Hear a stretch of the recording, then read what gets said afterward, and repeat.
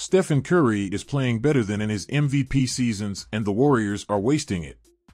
Players aren't supposed to hit their prime into their 14th season, especially after already winning 2 MVP awards in their mid-20s. But Stephen Curry isn't your average player. And after knocking down every other historical precedent, why not flatten Father Time too?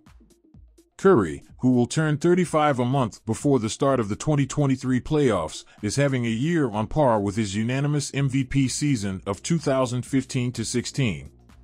But he's a long shot to win the award for the third time, because this year's squad has been thoroughly mediocre. Here's a closer look at just how special the baby-faced assassin has been, along with how exactly the Warriors are letting him down. How Stephen Curry this season compares to MVP seasons. The stats don't do justice to how amazing Curry has been on a nightly basis, and they also don't reflect how he's gotten stronger and smarter as a defender. Despite only having 23 games on his resume thus far, there are already too many highlights to choose from to show off his greatness. How about making Tyler Herro look like he's doing the latest dance trend on TikTok? Or absolutely cooking potential Defensive Player of the Year candidate Anthony Davis on the season opener? My personal favorite? Hitting the dagger on a filthy fadeaway, then telling the fans in Houston to go night, night. That Curry had to even hit that moonbeam to shut the door on the Rockets, who are 14th in the West, is telling. This is not close to the same team that won the championship 6 months ago. How Warriors are failing Stephen Curry. Everyone knows the problems that have been plaguing the Warriors this season. The departures of solid veterans like Otto Porter Jr., Nemanja Bjelica, and Gary Payton II have killed their depth. Their young players have not looked ready to contribute, and their free agency pickups of JaMychal Green and Dante DiVincenzo have not been good enough. The sliver of a championship window still remains open for the Warriors, but this is it. Draymond Green and Klay Thompson have both been steadily declining.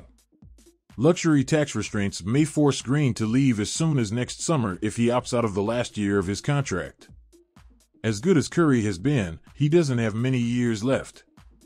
The Warriors won't have a better opportunity to add another banner than this season.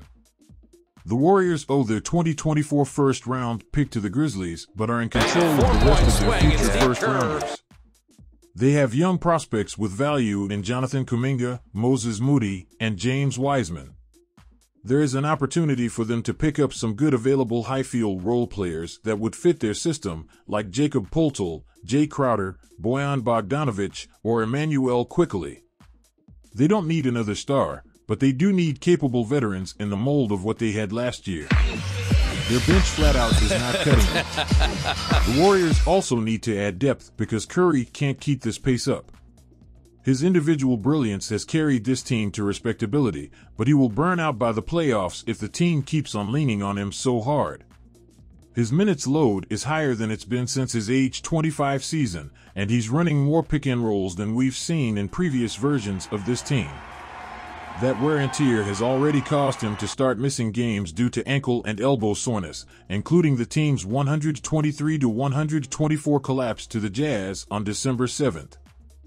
The 3 games in 4 nights caught up to him, Kerr told Madeline Kinney of the Mercury News. He's 34 now, he's not 24, so it takes a little longer to recover from injury or nicks and bruises and that kind of stuff. It was an easy decision because otherwise we're just chasing our tail if he's hampered by an injury and then we just keep playing him night after night. It's not going to end well.